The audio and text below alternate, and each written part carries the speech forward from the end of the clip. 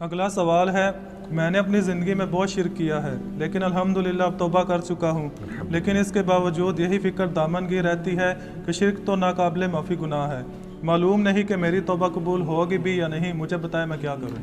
آپ سب سے پہلے تو اس طرح کے خیالات سے توبہ کریں جو آپ کر رہے ہیں، ٹھیک ہے؟ اس کی وجہ یہ ہے کہ سورہ التوبہ کی آیت نمبر 70 میں اللہ تعالیٰ نے فرمایا کہ جو شخص توبہ کر لے سچے دل کے ساتھ، اور اس سے پہلے بڑے بڑے گناہوں کا ذکر ہوا ہے، ان میں سے ایک شرک بھی ہے، بلکہ اب یہ کریٹیکل سوال ہے تو میں یہ آیت پڑھ کے بھی بتا دیتا ہوں۔ پارہ نمبر 19 کے اندر جا کے سورہ الفرقان کی آیت نمبر ہے یہ 70۔ اعوذ باللہ من الشیطان الرجیم، بسم اللہ الرحمن الرحیم۔ ہاں جی یہ آ گیا، والذین لا يدعون مع اللہ الہا آخر، یعنی اللہ تعالیٰ اہل ایمان کی نشانی بتا رہا ہے کہ وہ ایسے لوگ ہیں کہ وہ اللہ کے ساتھ کسی اور کو الہ کے طور پر نہیں پکارتے۔ ولا يقتلون النفس التي حرم اللہ الا بالحق، اور کسی جان کو ناحق قتل نہیں کرتے۔ ہاں بفتوی شریعت والا معاملہ علیحدہ ہے، یعنی قتل کے بدلے قتل، وہ بھی گورنمنٹ کا جوڈیشری کا کام ہے، آپ نے خود نہیں کرنا۔ ولا یزنون، نہ زنا کرتے ہیں۔ ومن یفعل ذلک یلقى اثاما، جو کوئی یہ 3 گناہ کرے گا ان قریب ان کا عذاب چکھ لے گا۔ کون سے 3 بڑے گناہ گنوائے گئے ہیں؟ نمبر 1 اللہ کے ساتھ شرک، نمبر 2 قتل ناحق، اور نمبر 3 زنا۔ حتیٰ کہ بخاری مسلم میں ایک حدیث ہے کہ نبی علیہ السلام سے جب بڑے بڑے گناہوں کے بارے میں پوچھا گیا نا تو آپ نے یہی 3 گناہ گنوائے، اور پھر آپ نے کہا قرآن پڑھ کے دیکھو، یعنی نبی علیہ السلام بھی اپنی بات کی دلیل میں قرآن پیش کرتے تھے، ماشاء اللہ تعالی۔ والذین لا يدعون مع اللہ الہا آخر ولا يقتلون النفس التي حرم اللہ الا بالحق ولا يزنون ومن يفعل ذلك يلقى اثاما يضاعف له العذاب يوم القیامة ويخلد فيه مہانا، جو یہ 3 گناہ کرے گا اس کے لیے عذاب دگنا کر دیا جائے گا قیامت میں، اور وہ ذلیل و خوار کر کے آگ میں یعنی جھونکا جائے گا۔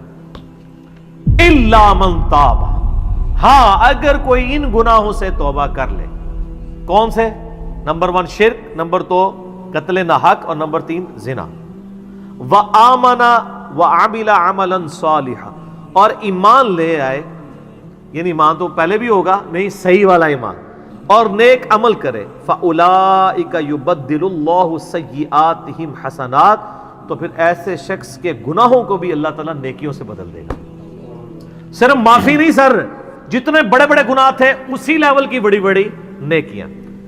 وَكَانَ اللَّهُ غَفُورًا رَحِيمًا، اور اللہ تعالیٰ تو بخشنے والا مہربان ہے۔ وَمَن تَابَ وَعَمِلَ صَالِحًا، جو کوئی توبہ کرے اور نیک اعمال کرے، فَإِنَّهُ يَتُوبُ إِلَى اللَّهِ مَتَابًا، تو اللہ تعالیٰ کہتا ہے کہ میرے ذمہ ہے اس کی توبہ کو قبول کرنا۔ یعنی اللہ تعالیٰ نے اپنے اوپر خود سے واجب کیا، حالانکہ اللہ تعالیٰ کسی چیز کا پابند نہیں ہے، کہ جو میری طرف رجوع لائے گا میں اسے ضرور معاف کروں گا۔ تو اگر کسی شخص کو اس طرح کا وہم آتا ہے نا، اور یہ وہم اس لیے بھی آ رہا ہوتا ہے، بعض اوقات لوگ یعنی اس کا ترجمہ کرتے ہوئے بالکل لفظی ترجمہ کر رہے ہوتے ہیں۔ قرآن حکیم کی آیات چونکہ پورے کانٹیکسٹ کے ساتھ ہوتی ہیں، بیک گراؤنڈ میں آیات نازل ہوئی ہوتی ہیں، لہٰذا میں جب بھی ان آیات کا ترجمہ کرتا ہوں نا، جب اسپیسیفکلی شرک کو ایڈریس کر رہا ہوتا ہوں، میرا لیکچر نمبر ہے مسئلہ نمبر 3 دعا صرف اللہ ہی سے، اور سچ پیپر بھی ہے اس کے اوپر، تو ہم یہ ترجمہ جو ہے نا یہ آیت، ان اللہ لا یغفر ان یشرک بہ، بے شک اللہ اس گناہ کو کبھی معاف نہیں کرے گا کہ کوئی شخص اللہ کے حضور قیامت والے دن اس حال میں پیش ہوا کہ اس نے دنیا میں شرک کیا ہوا، یعنی بغیر توبہ کے وہ مرا۔ وَيَغْفِرُ مَا دُونَ ذَلِكَ لِمَن يَشَاءُ، اور شرک کے علاوہ ہر گناہ معاف کر دے گا، وہ بھی اوپن لائسنس نہیں، جس کے لیے چاہے گا۔ یعنی جو شخص شرک سے توبہ کیے بغیر گیا نا، اس کی تو توبہ ہے ہی نہیں قیامت میں۔ ہاں دنیا میں کر گیا وہ معاملہ علیحدہ ہے، قیامت میں اللہ سے اس حال میں ملا کہ اس نے دنیا میں شرک کیا ہوا اور توبہ نہیں کی ہے، تو اللہ تعالیٰ اس کا گناہ معاف نہیں کرے گا۔ وَمَن يُشْرِكْ بِاللَّهِ فَقَدْ ضَلَّ ضَلَالًا بَعِيدًا، جو کوئی شرک کرتا ہے وہ گمراہی میں دور جا پڑا، وَلِعَوْذُ بِاللَّهِ تعالی۔ دنیا میں تو میرے بھائی جامعہ ترمذی میں حدیث ہے، نبی علیہ السلام نے فرمایا موت کے غرغرے سے پہلے اللہ تعالیٰ توبہ قبول کرتا۔ موت کے غرغرے سے مراد ہے نزع کا عالم طاری ہونے سے پہلے، جب کسی کو موت نظر آ گئی نا اب وہ توبہ نہیں کر سکتا، وہ تو قرآن حکیم میں ہے نا، فرعون جب ڈوبنے لگا تھا تو اس نے کیا کہا تھا، میں ہارون اور موسیٰ کے رب پر ایمان لاتا ہوں، بنی اسرائیل کے رب پہ. تو اللہ تعالیٰ نے کیا فرمایا تھا، الآن، اب لایا ایمان. حالانکہ ایمان تو لے آیا تھا، وہ گرگرا تو وہ لے ہی رہا تھا نا، غوطہ تو کھا رہا تھا نا. تو موت کے گرگرے سے مراد ہے نزع کا عالم طاری ہونے سے پہلے. اور اس میں ایک پوائنٹ کئی دفعہ ہائی لائٹ کر چکا ہوں، یہاں پہ بھی کر دوں. اگر آپ کو کسی شخص کے بارے میں یہ پتا چل جائے نا کہ اس کو لا علاج بیماری لگ چکی ہے اور وہ اب کچھ عرصے میں ایکسپائر ہو جائے گا، جیسے کینسر ہے، یعنی ہم نے یہ لرن کر لیا نا کہ کینسر جب تھرڈ سٹیج کے اوپر پہنچ جاتا ہے تو وہ انسان بچتا نہیں ہے. جس شخص کو کینسر ہوا ہے یا سپوز اس کے گردے فیل ہو گئے یا دل بالکل ایج پہ پہنچ چکا ہے، ایسے لوگوں کو یعنی پاکستان انڈیا میں تو لوگ چھپاتے ہیں کہ پہلے ہی نہ کہیں مر جائے. وہ سن کے کتنی حیران کن بات ہے کہ مسلمان جس کے لیے موت ایسٹ ہونی چاہیے، چلو کافر کو تو سمجھ آتا ہے، اس نے تو دنیا ہی کمائی ہے نا، مسلمان بھی یعنی مرنے سے پہلے مر جاتا ہے موت کا سن کے. ایسا تو نہیں ہونا چاہیے اصولاً. اور یہ ٹانٹ اللہ نے قرآن پاک میں یہودیوں کو دی ہے سورہ جمعہ کے اندر. یہ کہتے ہیں نا اللہ کے بڑے چہیتے ہیں، ان کو کہو کہ تم موت کی تمنا کرو اگر تم سچے ہو. اگر تم اللہ کے چہیتے ہو تو پھر موت تو تمہارے لیے خوشخبری ہونی چاہیے، لائبلٹی نہیں ہونی چاہیے، ایسٹ ہونی چاہیے. اب یہی تان ہمیں بھی آ رہا ہے. مسلمان کی حالت تو نہیں ہونی چاہیے اس کو موت کا پتہ چلے تو جناب وقت سے پہلے ہی مرنے کی کوشش کرے.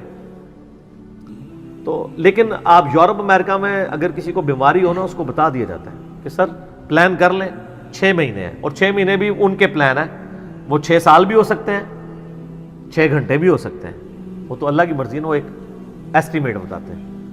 یہاں پہ لوگ چھپا لیتے ہیں.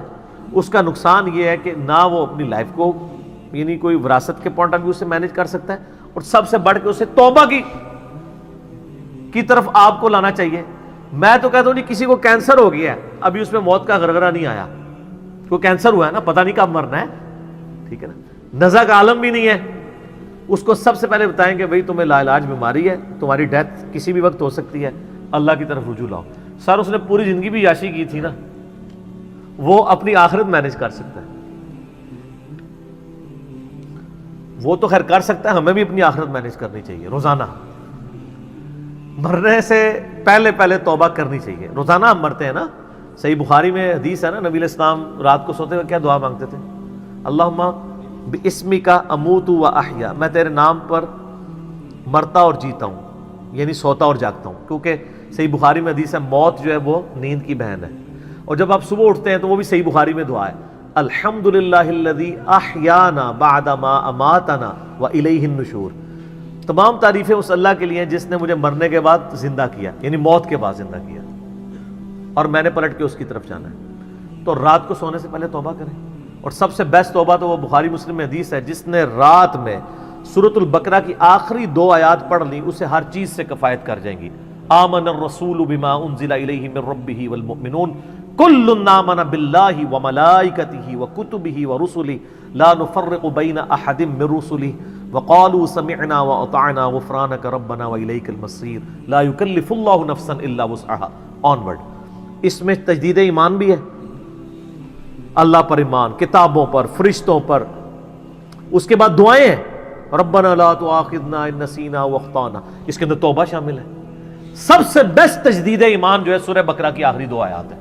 اور یہ ہمارے وظیفے میں ہم نے بلو کارڈ کے اوپر بھی لکھا ہے کہ نبی علیہ السلام نے فرمایا، اور یہ حدیث بخاری مسلم دونوں میں، جو شخص رات کو سونے سے پہلے سورۃ البقرہ کی آخری 2 آیات پڑھ لے، اس میں جو کچھ اللہ سے مانگا ہے وہ اس کو دے دیا جائے گا. یہ بھی الفاظ ہے. تو اس میں کیا کچھ مانگا ہوا ہے؟ تو تجدید ایمان. پھر صحیح بخاری میں حدیث ہے کہ نبی علیہ السلام فرمایا جو صبح یقین کے ساتھ 1 دفعہ پڑھ لے، سید الاستغفار، اور شام سے پہلے اگر مر گیا سیدھا جنت میں جائے گا. اور اگر شام کو پڑھ لیا پورے یقین کے ساتھ، یقین سے مراد ہے کہ باقی توبہ کا اس کا ارادہ ہوا، صبح سے پہلے مر گیا سیدھا جنت میں. اللہم انت ربی لا الہ الا انت خلقتنی وانا عبدک وانا علی عہدک ووعدک ما استطعت اعوذ بک من شر ما صنعت ابوء لک بنعمتک علی وابوء بذنبی فاغفر لی فانہ لا یغفر الذنوب الا انت. یہ سید الاستغفار ہے. تو یہ وہ ہے توبہ جو روزانہ کرنی چاہیے، نزا سے پہلے پہلے، یعنی صبح پہ پڑھے، شام کو پڑھے۔